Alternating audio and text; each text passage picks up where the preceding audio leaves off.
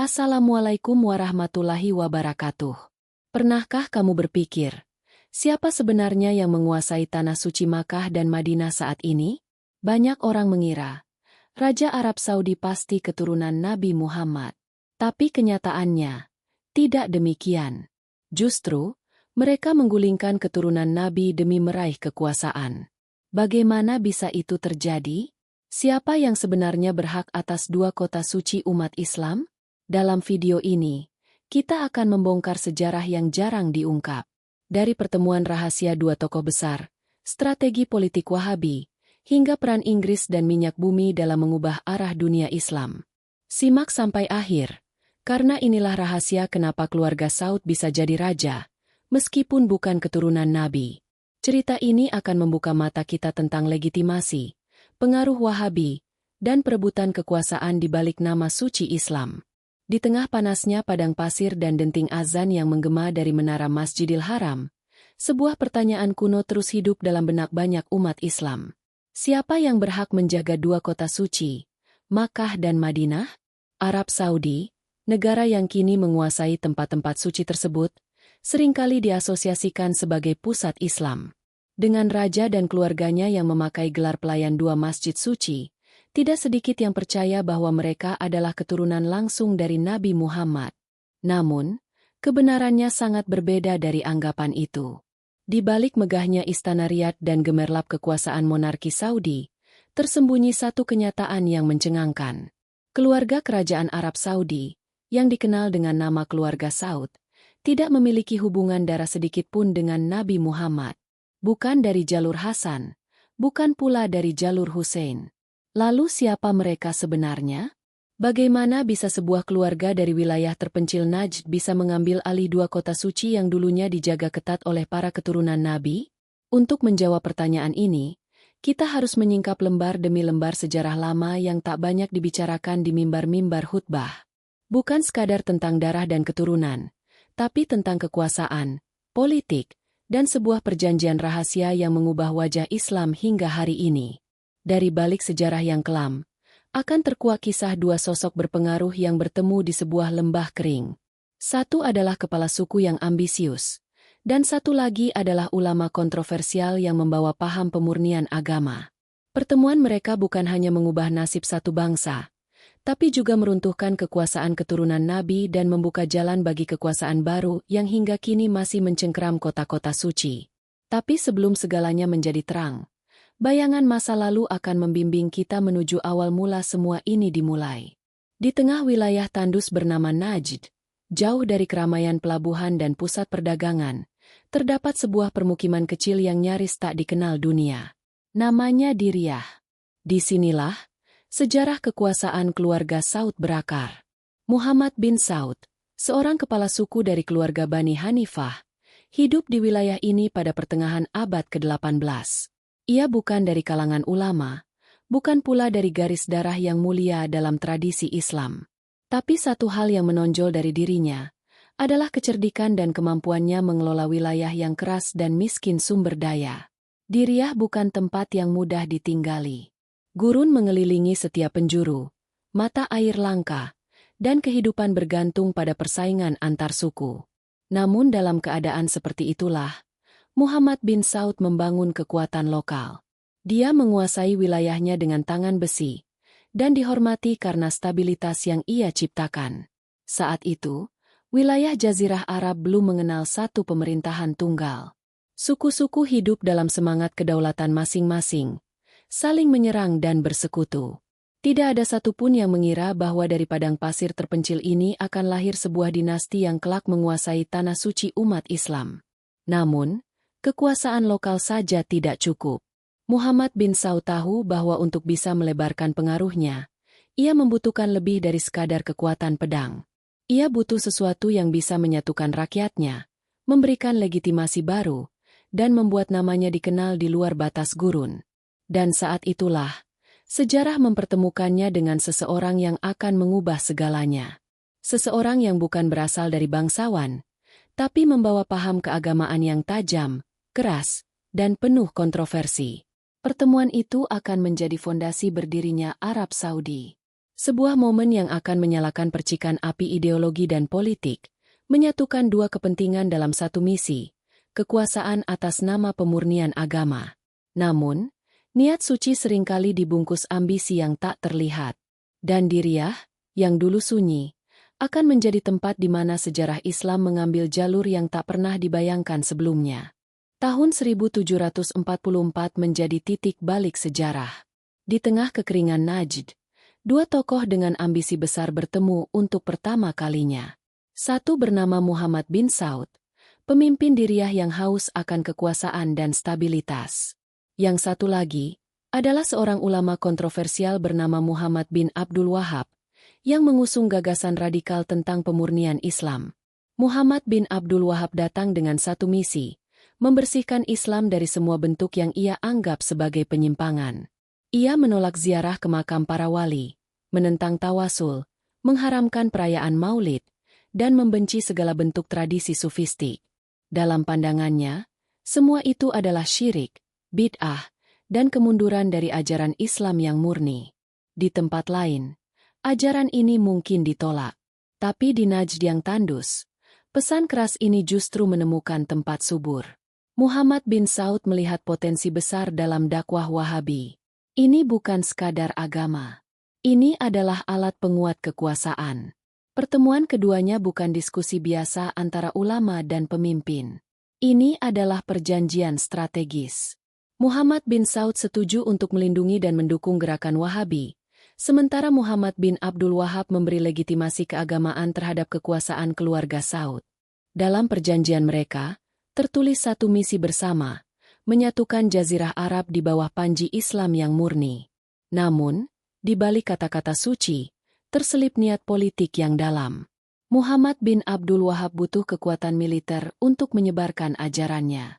Muhammad bin Saud butuh agama untuk menguatkan kekuasaannya. Maka, dua kepentingan itu menyatu dalam sebuah aliansi yang kelak akan mengguncang dunia Islam. Sejak saat itu, panji hitam Wahabi mulai dikibarkan bersama bendera Diriah. Mereka bukan hanya berdakwah, mereka mulai menaklukkan. Desa demi desa, kota demi kota, jatuh ke tangan pasukan yang kini bergerak atas nama agama dan kekuasaan. Dan dalam waktu yang tak lama, satu nama mulai bergema di padang pasir dan lembah-lembah, keluarga Saud. Namun, tujuan mereka belum tercapai sepenuhnya. Dua kota suci, Makkah dan Madinah, masih berada di tangan para keturunan Nabi. Dan itu adalah tantangan berikutnya yang tak akan mereka abaikan. Setelah aliansi antara Muhammad bin Saud dan Muhammad bin Abdul Wahab terbentuk, perubahan pun mulai menyebar cepat dari pusat Diriah ke seluruh wilayah sekitarnya. Gerakan yang tadinya hanya berupa pemikiran keagamaan kini menjelma menjadi kekuatan militer yang menaklukkan, menghukum, dan menghapus apapun yang dianggap menyimpang.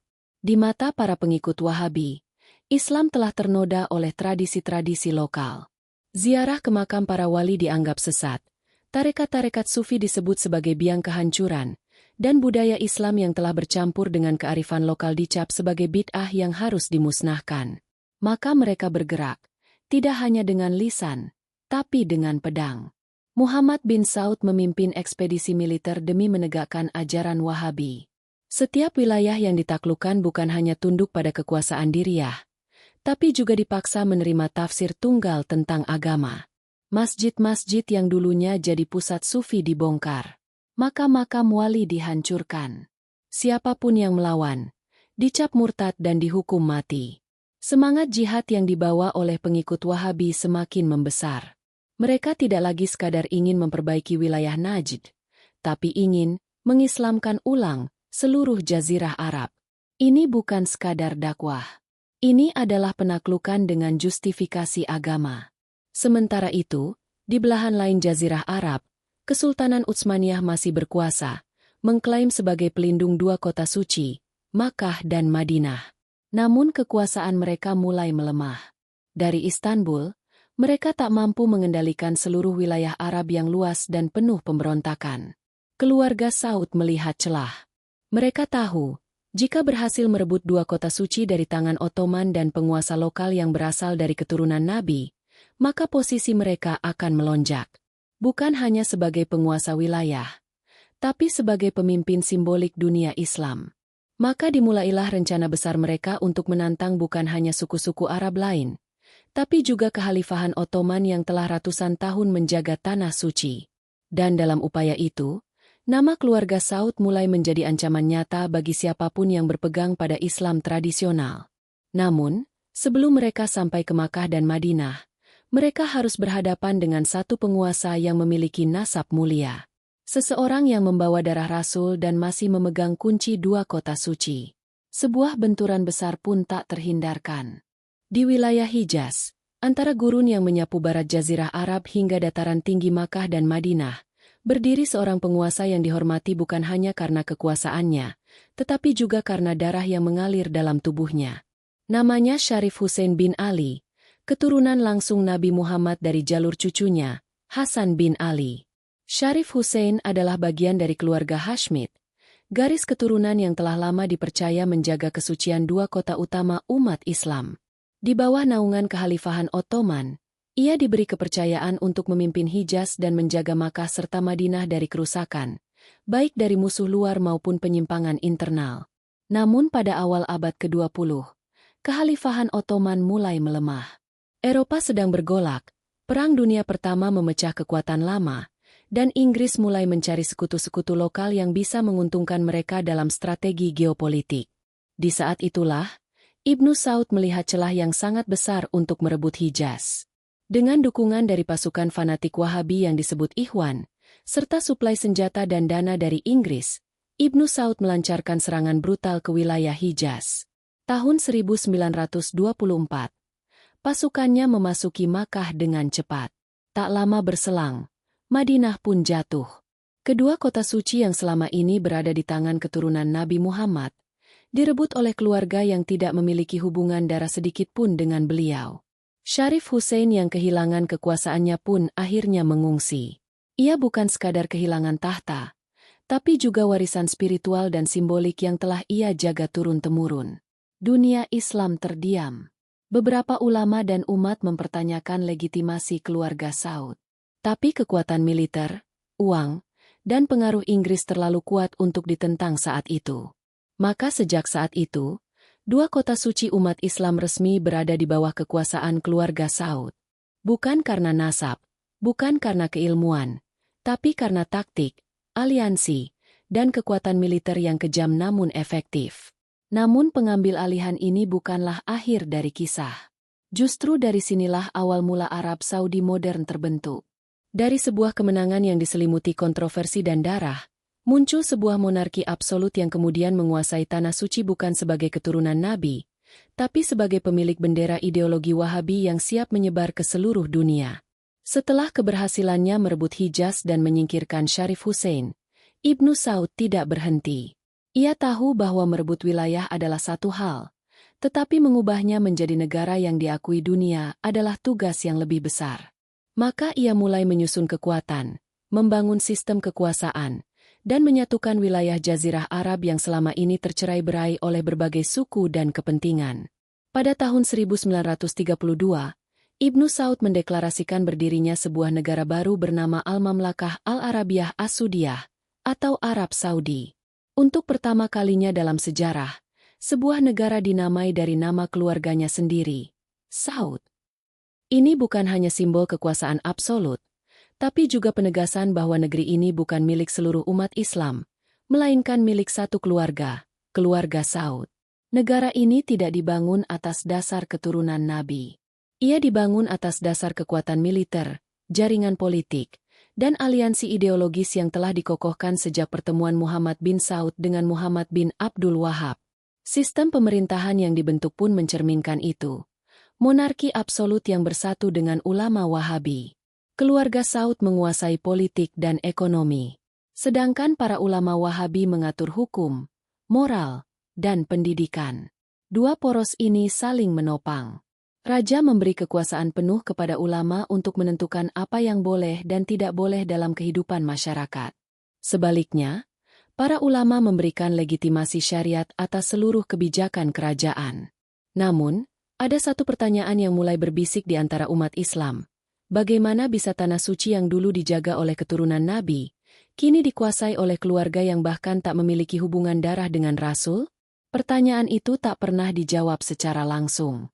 Ibnu Saud tidak pernah mengaku sebagai keturunan Nabi, tapi ia juga memastikan tidak ada pihak lain, bahkan keluarga Hashmid yang tersisa, yang berani menantang posisinya. Dan untuk mengukuhkan kekuasaannya, Ibnu Saud mulai melakukan hal yang lebih besar, membangun citra global sebagai pelayan dua kota suci. Ia tahu, dalam dunia Islam, simbol lebih penting daripada garis darah. Dan dalam dunia modern, pengaruh bisa dibentuk lewat narasi yang dikendalikan dengan hati-hati. Namun, di balik pencitraan dan pembangunan itu, sejarah tak bisa dilupakan. Negara ini lahir dari penggulingan keturunan Nabi. Dan tanah suci kini berada di tangan mereka yang namanya bahkan tak pernah disebut dalam nasab kenabian. Tahun 1938 menjadi tahun yang mengubah segalanya. Di wilayah timur Arab Saudi, tepatnya di Damam, para insinyur berhasil menemukan cadangan minyak bumi dalam jumlah yang sangat besar. Penemuan ini datang bagaikan anugerah yang mengubah kerajaan pasir menjadi salah satu kekuatan ekonomi terbesar di dunia. Dari sinilah strategi keluarga Saud berkembang pesat. Mereka tidak hanya mengandalkan kekuatan militer dan aliansi ulama Wahabi, tetapi juga mulai membangun kekuatan finansial global. Dengan kekayaan dari minyak, mereka dapat memperkuat infrastruktur, memperluas pengaruh, dan yang paling penting, membentuk citra sebagai pelayan umat Islam sedunia. Keluarga Saud mulai membiayai renovasi besar-besaran Masjidil Haram dan Masjid Nabawi. Fasilitas haji diperluas, asrama jemaah dibangun, dan pelayanan kepada tamu Allah ditingkatkan. Tapi semua ini bukan tanpa maksud. Mereka tahu bahwa untuk menjaga legitimasi atas dua kota suci, mereka harus tampil sebagai pelayan, bukan penguasa.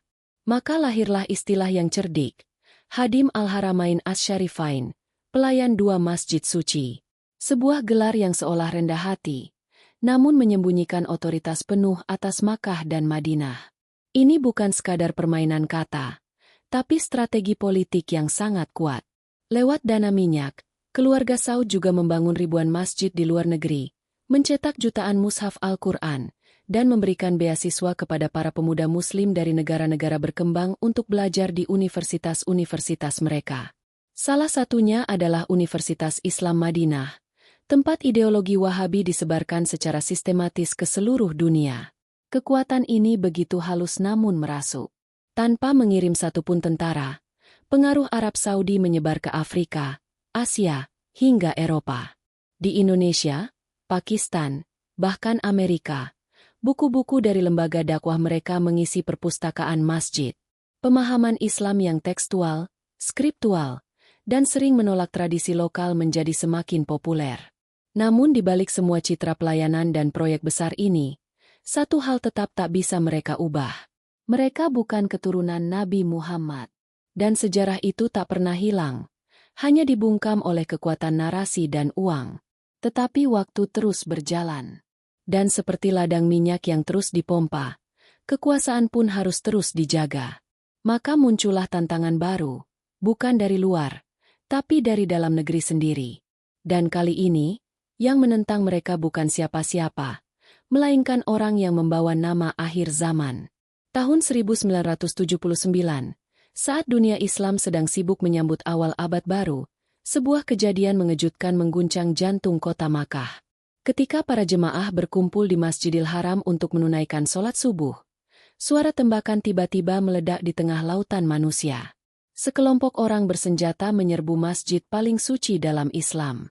Mereka dipimpin oleh seorang pria bernama Juhaiman Al-Otaibi, seorang eks-perwira militer yang kecewa dengan arah pemerintahan Arab Saudi. Namun lebih dari itu, Juhaiman membawa misi besar, menggulingkan keluarga Saud dari tanah suci.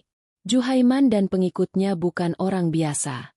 Mereka memiliki pemahaman keagamaan yang keras, dan menganggap keluarga Saud sebagai penguasa yang tidak sah karena bukan keturunan Nabi Muhammad. Mereka menyebut keluarga Saud korup, materialistis, dan telah mencemari kesucian Islam dengan kepentingan dunia. Yang lebih mengejutkan lagi, mereka mengangkat seorang pria bernama Muhammad bin Abdullah Al-Qahtani, yang diklaim sebagai Al-Mahdi, sosok penyelamat akhir zaman yang menurut sebagian riwayat akan datang dari keluarga Nabi. Penyerbuan ini bukan hanya aksi politik, tapi juga membawa simbol spiritual yang dalam.